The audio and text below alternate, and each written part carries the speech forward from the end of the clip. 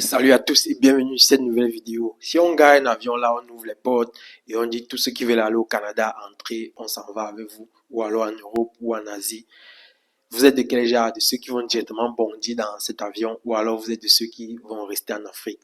Ça, c'est une question un peu bizarre parce que la plupart des gens vont bondir dans l'avion pour partir. Alors, dans cette vidéo, on va voir les avantages et les inconvénients de rester en Afrique. C'est vrai, l'Afrique, c'est le désordre, l'Afrique, c'est la corruption, l'Afrique, c'est la saleté. Mais la plupart des gens qui partent en Europe vous diront, waouh, l'Europe est développée, le Canada est bien, tout est ordonné, tout est discipliné, il y a les soins de santé, il y a les infrastructures. C'est vrai, c'est beau là-bas. Mais ce que vous devez comprendre aussi, c'est que si c'est beau comme ça, c'est parce que leurs pères, leurs aïeux ont travaillé, ont décidé que ce pays devait être construit de la sorte. Vous voyez. Maintenant que c'est beau, maintenant que tout est organisé et tout fonctionne bien, il ne s'agit pas que tout le monde laisse son pays pour fuir, pour venir là-bas. Tu vois. Maintenant, tous les Africains, les Camerounais qui sont en train de laisser leur pays pour fuir, pour aller au Canada ou aux États-Unis ou en Europe et partout là, la question est, qui va construire votre pays? Parce que, il faut bien le savoir, personne ne viendra construire le Cameroun. Personne ne viendra construire l'Afrique. C'est les Africains qui vont construire l'Afrique. Donc moi, je suis de ceux-là que même si on ouvre dans les portes des avions, tout le monde entre, ils partent, moi, je vais rester. Pas parce que j'ai peur de partir ou pas parce que j'ai un problème avec le Canada ou avec les États-Unis, mais parce que je pense que c'est nous qui devons résoudre nos problèmes nous-mêmes. Tu vois. Moi aussi, je peux partir faire un tour au Canada, aux États-Unis, en Europe, partout en Asie. Je fais un mois ici, 2 mois là-bas, je vois comment ça se passe, je profite des trucs, mais par la suite, je vais toujours rentrer au Bécaye pour venir implémenter, mettre en pratique tout ce que j'ai vu ailleurs. Il ne s'agit pas de s'immigrer et dire que non, là-bas, c'est la saleté, c'est l'Afrique est trop sale. L'Afrique est ceci, il y a trop les coupures d'électricité, les hôpitaux n'ont pas le plateau technique, ceci, cela. Non, moi, je ne peux plus m'en aller là-bas. Il s'agit pas, on est africain, on ne doit pas fuir nos origines. Il s'agit d'aller faire un tour et de venir mettre tout ce qu'on a vu de bien dans notre pays, dans notre continent. C'est vrai qu'à l'état actuel des choses, nos présidents, nos dirigeants ne nous aident pas parce que eux-mêmes, quand ils s'en vont là-bas, ils voient comment c'est bien, comment c'est développé. Mais quand ils rentrent au pays, ils laissent toujours le pays dans le désordre, dans le cafouillage comme ça. Et ce n'est vraiment pas bien. Mais l'espoir n'est pas perdu parce que les présidents qui sont actuels dans la plupart des pays sont les présidents de l'ancienne génération. Ils vont passer. Les prochains présidents seront potentiellement des jeunes qui ont une nouvelle mentalité, qui ont une nouvelle façon de penser, qui aspirent à un développement beaucoup plus rapide, tu vois. Et c'est avec ceux-là que l'Afrique va prendre vraiment un grand bond. J'ai bon espoir dans ce sens-là. Parce que les papas, la plupart des présidents sont des papas de plus de 70, 80 ans, ils sont fatigués. Ils n'arrivent même pas à manipuler un téléphone Android. Or, les jeunes des années à venir, ça sera probablement des gens qui ont fait des études ailleurs, qui savent comment ça se passe. Et c'est avec eux qu'on compte changer ce continent.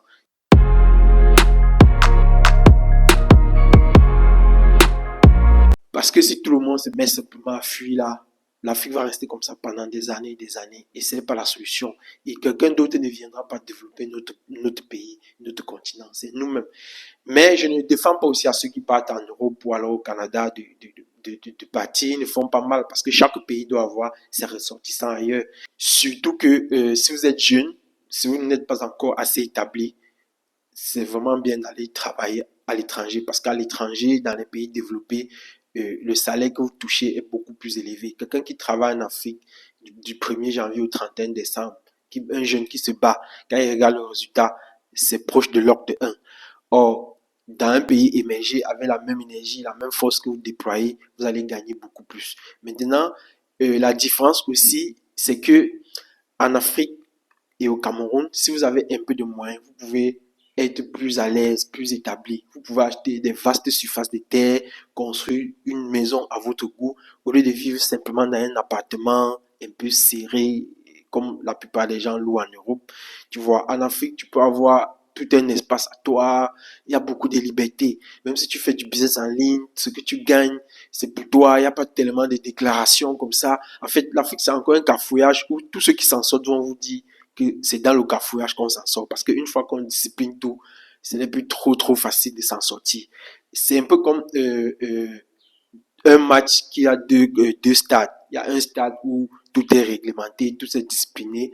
Et si vous faites la moindre faute, l'arbitre est là pour siffler. Il y a un autre stade où c'est le même match, mais il n'y a pas d'arbitre, chacun fait comme il veut. Donc si vous êtes un gars un peu faible, un peu qui ne veut pas les problèmes, vous allez dans le stade où tout est réglementé, ça c'est en Europe. Et si vous êtes un gars bagarreur, un gars qui téméraire, qui est là, qui aller du côté du stade où il n'y a pas de règles. En Afrique, il n'y a pas de règles, donc c'est le plus fort qui s'en sort. Et lorsque vous vous en sortez, vous pouvez discipliner, vous pouvez scaler, vous pouvez faire plein de choses là. Avant que le développement n'arrive, avant qu'on ouvre les yeux, vous êtes déjà riche. En fait, c'est ça. C'est pourquoi vous allez voir tous ceux qui ont fréquenté même des grandes universités en Europe, par la suite, ils reviennent toujours, même les footballeurs qui ont eu beaucoup d'argent, par la suite, ils ne s'installent pas en Europe parce que ça va pas. Par la suite, ils prennent leur fortune, ils viennent s'installer en Afrique parce que c'est ici que tu peux te déployer.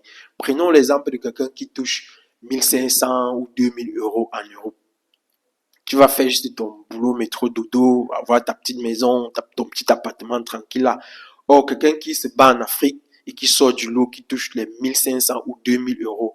Non, c'est un pacha, lui, il est carrément au-dessus de la moyenne, tu vois. Moi, je préfère donc me battre ici avec mon business en ligne, avec le trading, avec tout ce qui fait le minage, des cryptos, en fait, le business physique de toutes les façons pour avoir les 1000 euros par mois ou 1500 euros par mois. Et quand tu gagnes 1000 euros par mois ou 1500 euros par mois, étant en Afrique, donc tu as un train de vie assez élevé. Tu es hyper bien. Donc c'est ça qui m'intéresse. Et on ne va pas aussi passer le temps à comparer les pays africains à des pays émergents parce que l'Afrique, la plupart des pays ici en Afrique datent de 60-70 ans après les indépendances. Or, les pays comme les États-Unis, le Canada, les pays en Europe, c'est le vieux continent. L'Europe, c'est le vieux continent. C'est des pays qui existaient depuis les années 1800. Aux États-Unis, dans les années 1800, il y avait déjà le Sénat, il y avait déjà le président. Bon, dans les années 1800, quel pays en Afrique était connu? Il y avait quel président en Afrique dans les années 1800, dans les années 1900? Tu vois? Donc, on ne peut pas comparer. C'est juste que les Africains devraient donc profiter de l'avancée que les Européens ont eue pour copier ça et mettre en pratique beaucoup plus vite ici et se développer beaucoup rapidement. Et le fait de l'individualité, les intérêts individuels des dirigeants qui s'amassent toujours des fortunes au détriment de la société qui est sale et désordonnée là, je vous assure, j'ai bon espoir qu'avec les prochains présidents, les choses vont changer parce que les papas qui sont là, comme j'ai dit tout à l'heure, ils ont fait de leur mieux. Les choses ont changé et ils ne sont pas adaptés, ils ne sont plus adaptés à diriger. Maintenant, si la jeune génération s'éduque, travaille avec l'aide des gouvernements qui viendront, je pense que les choses iront beaucoup plus vite et les Africains seront fiers. Donc ceux qui vont partir, nous allons rester et on va causer par WhatsApp. Et ils vont dire, alors, c'est comment là-bas? Nous, on va dire, ah, non, on est là, on se bat. C'est toujours au cafouillage, c'est toujours comme tu avais laissé là, mais on fait avec, tu vois. Et c'est en travaillant comme ça, l'ingénieur qui offre ses services dans son domaine, le technicien qui offre les services dans son domaine, petit à petit, chacun donne sa plus-value dans son domaine. Ce n'est qu'en faisant comme ça que notre continent et nos pays pourront se développer. Et aussi pour nous, les Camerounais qui aimons se bomber la poitrine en disant le continent. Quel continent? Allez faire un tour ailleurs. Quand vous allez faire un tour dans d'autres pays, vous voyez comment c'est développé, comment c'est propre, il y a des infrastructures, comment c'est structuré.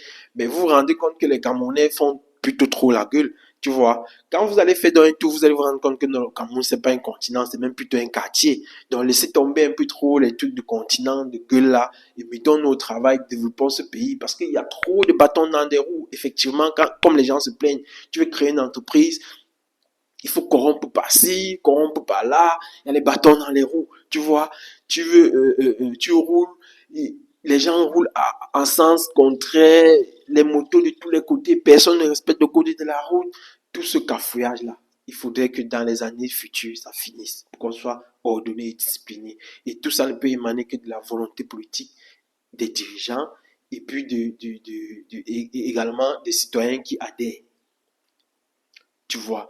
Et quand tout est bien fait, chacun est content et ça marche. Mais maintenant, s'il y a les gens qui s'entassent, qui profitent de cette corruption-là pour se faire des millions et laisser le peuple comme ça dans le désordre, vous aussi, moi aussi, comme j'ai compris, ok, comme c'est comme ça, eux, ils entassent leurs millions, ils laissent les gens dans le cafouillage, au lieu de passer le temps à se plaindre ou à vouloir bondir dans le premier avion pour fuir. La question que on doit se poser, c'est comme la situation, c'est le désordre comme ça, comment profiter donc de ce désordre, de ce cafouillage, de cette corruption pour s'enrichir aussi. Et quand tu te poses cette question, tu cesses de te plaindre, tu commences à voir les choses autrement, tu passes à l'action, et puis tu vois, tu commences à tirer ton épingle du jeu. Tu ne peux pas voir quelqu'un qui est riche ici, dit qu'il va laisser tout ça pour partir vivre au Canada, foutre qu'au Canada. Étant patron ici, il va laisser pour aller être un employé au Canada. Il ne peut pas accepter, tu vois. Il préfère aller faire son tourisme, faire des trucs, après revenir ici. C'est dans cette même logique-là que personnellement, moi, je suis. Mais je n'ai rien si demain j'ai des enfants qui sont grands et qui veulent aller, ils n'ont qu'à aller. Mais moi, je vais bâtir ma fortune ici, que ce soit dur. Parce que en Afrique, c'est vraiment, vraiment compliqué. Il y a des systèmes de paiement comme Stripe qui vous permet de recevoir de l'argent lorsque vous faites du business en ligne. Tu ne peux pas créer un compte Stripe en Afrique. C'est compliqué. Il faut passer par des méthodes tordues. Tu vois, il y a trop de bâtons dans les roues, effectivement. C'est pourquoi un bon travailleur ici, qui se bat bien, quand il va dans un pays émergent, il peut faire 5 fois le chiffre d'affaires qu'il faisait en Afrique. Donc, qu'en pensez-vous au terme de cette vidéo? Dites-moi si vous êtes déjà des personnes qui pensent qu'effectivement les Africains devraient développer leur propre continent, ou alors vous êtes de ceux-là qui pensent que non, on doit laisser, c'est quelqu'un d'autre qui viendra résoudre notre problème, ou alors, et d'un autre côté, est-ce que si on met un avion là, vous êtes quel genre? Ceux qui vont bondir directement dedans pour partir, ou alors ceux qui vont rester pour travailler leur continent. Parce que, comme je disais, même si on met un avion, tous ceux qui vont bondir partir, voilà, ça va même nous libérer. Il y aura un peu plus de la place et nous, on va profiter des ressources de notre pays. Donc, pensez-vous de cette vidéo? Lâchez-vous dans les commentaires. Chacun n'a qu'à dire son avis. Et sur ce, on va se voir à la prochaine.